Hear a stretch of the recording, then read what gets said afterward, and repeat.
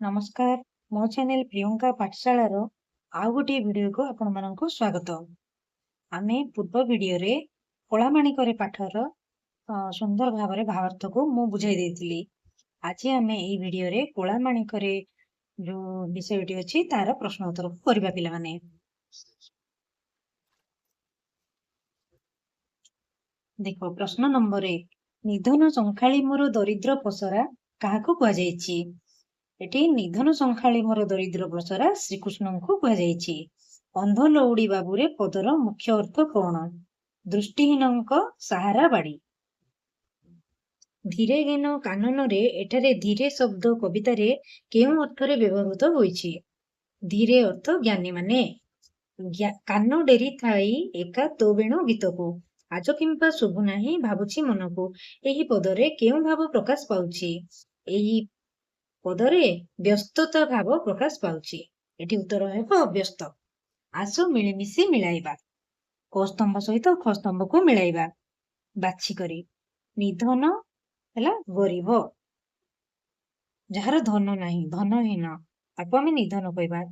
नंदन नंदन एटा हेबो कोन पुत्र।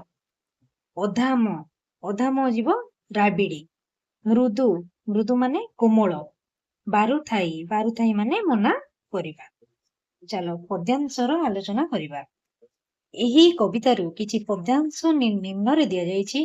एहाकू पढ़ी बुझी दलरे आलोचना करी सरल भाषा रे लेख। डाकिनी लोभांती बोली डरू थाई मने बार बार बारुथाई जीवा पाई बने कला माणी करे। एहार पद्यांशटी को आमे लेखिबा। उक्त पद्यांशटी सप्तम श्रेणी साहित्य बहिर अभिमन्यु सामंत सिंह रचित कलामाणिकरे कवितारू आसीअछि।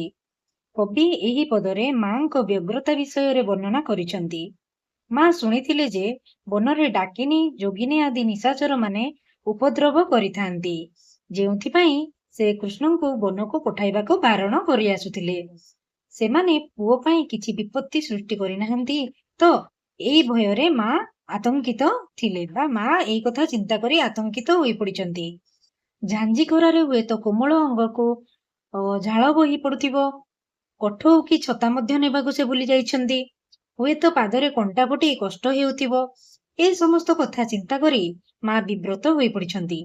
गोठ बाहुडा समय रे पुअर वंशीस्वान न शुणी से व्यस्त होई पडिछंती।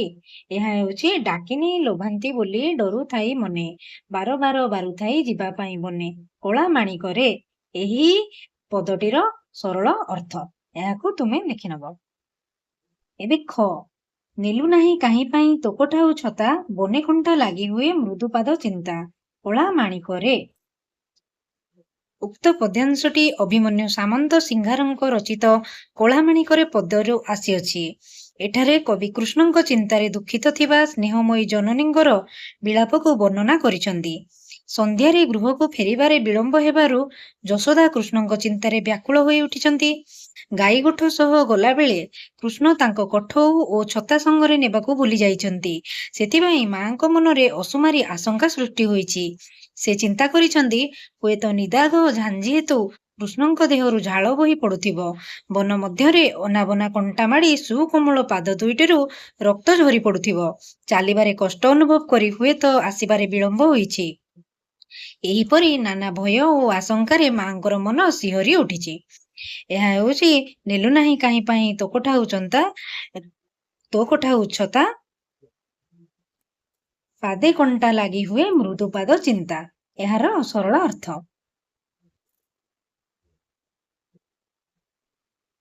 କବିତାଟିକୁ ଆଉଥରେ ପଢ ଓ ଉତ୍ତରଟିକୁ ଖୋଜି ଲେଖ। ମାତା ଯଶୋଦା ଶ୍ରୀକୃଷ୍ଣଙ୍କୁ କଣ କଣ ବୋଲି ସମ୍ବୋଧନ କରି ଡାକିଛନ୍ତି? ମାତା ଯଶୋଦା ଶ୍ରୀକୃଷ୍ଣଙ୍କୁ ନିଧନ ସଂଖାଳି, ଦରିଦ୍ର ପସରା, କଳା ମାଣିକ ଓ ଅନ୍ଧ ଲଉଡ଼ି ବୋଲି ଡାକନ୍ତି। ଖ ଶ୍ରୀକୃଷ୍ଣଙ୍କର କେଉଁ ସବୁ କାର୍ଯ୍ୟ ମନେ ପକାଇ ମାତା ଯଶୋଦା ଭାଳି ହେଉଥିଲେ?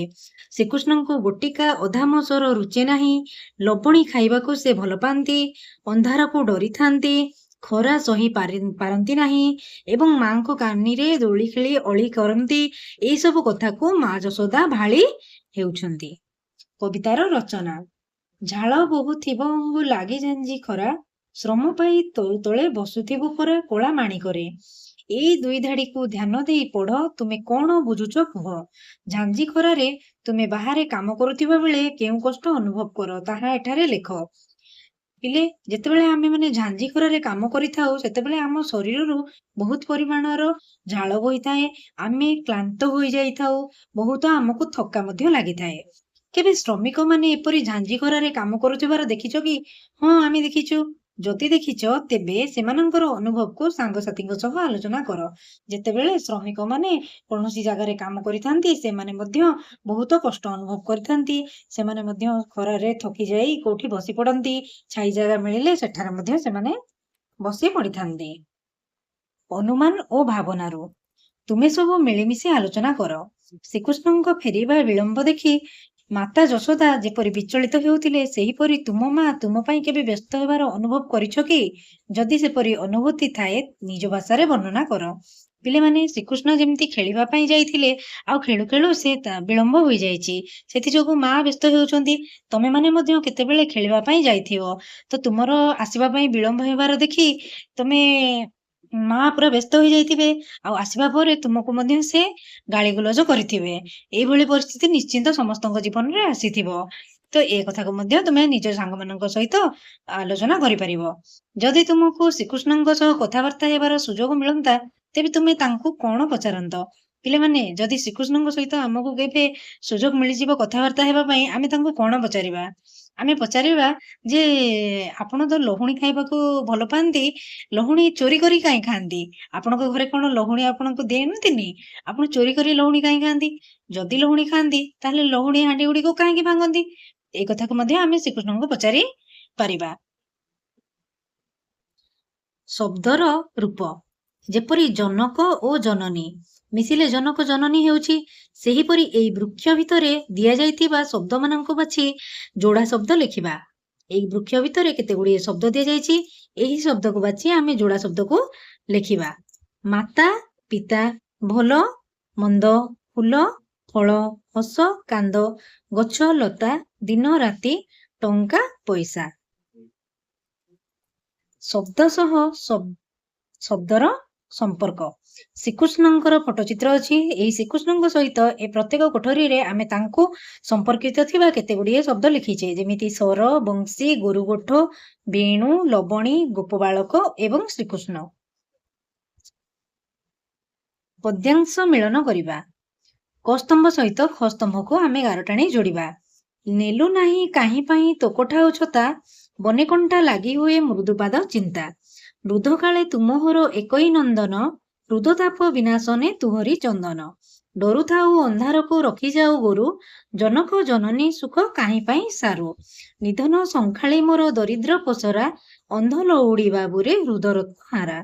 ନିଶାଚର ମାତିବାର ଶୁଭୁଛି ଶ୍ରୁତି କି, ମୁଣ୍ଡଙ୍କୁଣି ଛାଡ଼ିଦେଲି ବନକୁ କାହିଁକି। କବିତାର ସୌନ୍ଦର୍ଯ୍ୟ ଯେପରି ବାତ୍ସଲ୍ୟ ସହ ମମତା ଶବ୍ଦ ଯୋଡ଼ି ହୋଇଛି, ସେହିପରି ପଦ୍ୟ ମଧ୍ୟରେ ଆଉ କିଛି ଶବ୍ଦ ମଧ୍ୟ ଯୋଡ଼ି ହୋଇ ରହିଛି। ତାକୁ ବାଛିବା ଓ ଲେଖିବା। ଯେପରି ବାତ୍ସଲ୍ୟ ମମତା, ଦରିଦ୍ର ପସରା, ଅନ୍ଧର ଲଉଡ଼ି, ନୟନ ପ୍ରତିମା ଏବଂ ହରିଚନ୍ଦନ।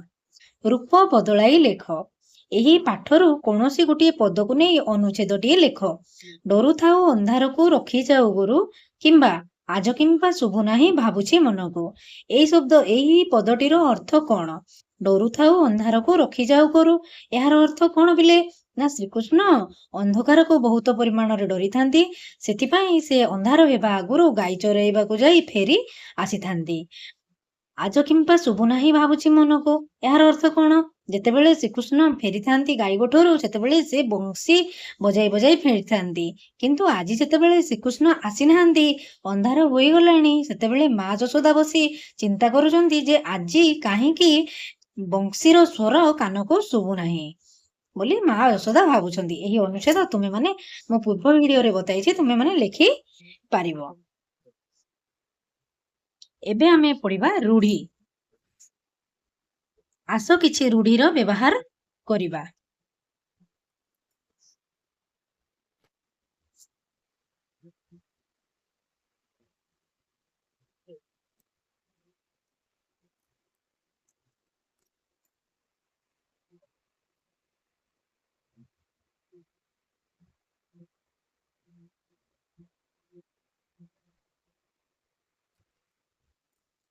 ଆଖି ରଖିବା। ଆଖି ରଖିବା ଆଖି ରଖିବା ଅର୍ଥ ହେଉଛି କ'ଣ? ଲକ୍ଷ୍ୟ ରଖିବା। ଜାତୀୟ ସମ୍ପତ୍ତିକୁ ଆମେ ଆଖିରେ ରଖିବା। ତାପର ପ୍ରଶ୍ନ ହେଉଛି ଆଖି ଦେବା। ଏହାର ଉତ୍ତର ହେଉଛି ଦୃଷ୍ଟି ଦେବା। ଅର୍ଥାତ୍ ପରଧନକୁ ଆଖି ଦେବା ଭୁଲ କଥା। ଆଖି ପକାଇବା, ଲୋଲୁପ ଦୃଷ୍ଟି ଦେବା। ସମସ୍ତେ ବୁଢ଼ାର ଧନକୁ ଆଖି ପକାଉଛନ୍ତି। ଆଖି ବୁଲାଇବା, ମୋଟାମୋଟି ଆକଳନ କରିବା। ବହିଟି ଉପରେ ଆଖି ବୁଲାଇବାକୁ ଅନୁରୋଧ। ଆଖି ବୁଜିବା, ମୃତ୍ୟୁବରଣ କରିବା। 4 ଦିନ ହେଲା ରାମବାବୁଙ୍କ ବାପା ଆଖି ବୁଜିଲେ। ଆଖିକି ପାଇବା, ପସନ୍ଦ କରିବା। ମହେଶ ବାବୁ ଆଖିକି ପାଇବା ପରି କାମଟିଏ କରିଛନ୍ତି। ଆଖିରେ ଧୂଳି ଦେବା, ନଜର ଏଡ଼ାଇବା ବା ନଜର ଏଡ଼ାଇ ଖସିଯିବା। ଚୋରଟି ଆଖିରେ ଧୂଳି ଦେଇ ଖସିଗଲା। ଏହା ହେଉଛି ରୂଢ଼ି। ଆଉ ରୂଢ଼ିର ଅର୍ଥ ଆଉ ସେ ଅର୍ଥକୁ ବ୍ୟବହାର କରି ଆମେ ବାକ୍ୟ ଗଠନ କରିଛେ। ଏପଟେ ରହିଛି ରୂଢ଼ିର ଦିଆଯାଇଛି ଆଖି ରଖିବା, ଆଖି ଦେବା, ଆଖି ପକାଇବା, ଆଖି ବୁଲାଇବା, ଆଖି ବୁଜିବା, ଆଖିକି ପାଇବା, ଆଖିରେ ଧୂଳି ଦେବା। ଆଉ ଏପଟେ ମୁଁ ତମମାନଙ୍କ ପାଇଁ ପ୍ରଶ୍ନର ଉତ୍ତର ଗୁଡ଼ିକ ସହିତ ତାର ଅର୍ଥ ଆଉ ବାକ୍ୟ ଗୁଡ଼ିକ ଲେଖିଦେଇଛି। ତମେମାନେ ପିଲେ ଭଲରେ ଦେଖିନିଅ। ଆଉ ଏହାକୁ ନିଜ ଖାତାରେ ଲେଖ ଆଉ ଭଲ ଭାବରେ ଅଭ୍ୟାସ କର। ସମସ୍ତଙ୍କ ପ୍ରସ୍ତୁତି। କବିତାର ପ୍ରତ୍ୟେକ ପଦକୁ ଭିନ୍ନ ଭିନ୍ନ ଢଙ୍ଗରେ ଆବୃତ୍ତି ଓ ଅଭିନୟ କରିବେ। ବ୍ୟକ୍ତିଗତ ଭାବରେ ଆବୃତ୍ତି କରିପାରିବ। ଦଳଗତ ଭାବରେ ପିଲାମାନେ ନିଜ ନିଜ ଭିତରେ ଆବୃତ୍ତି କରିପାରିବ। ଅଭିନୟ ମଧ୍ୟ କରିପାରିବ, ଦଳଗତ ଏବଂ ବ୍ୟକ୍ତିଗତ। ମୁଁ ତୁମକୁ ପ୍ରଥମ ଭିଡ଼ିଓରେ ସ୍ୱରଟି ଶିଖାଇ ଦେଇଛି। ତୁମେମାନେ ସେହି ସ୍ୱରରେ ଆବୃତ୍ତି କରିବ। ତାପରେ ବିଷୟଟିକୁ ନିଜେ ନିଜେ ଲେଖିବ ଆଉ ପ୍ରଶ୍ନ ଉତ୍ତରକୁ ଅଭ୍ୟାସ କରିବ। ତମମାନଙ୍କ ପାଇଁ କଳାମାଣିକ ବିଷୟର ପ୍ରଶ୍ନ ଉତ୍ତର ନେଇ এই ଭିଡ଼ିଓରେ ମୁଁ ଆଣିଲି ଏବଂ ତୁମେମାନେ ଏହି ପ୍ରଶ୍ନର ଉତ୍ତରକୁ ଲେଖିବ, ଖାତାରେ ଅଭ୍ୟାସ କରିବ।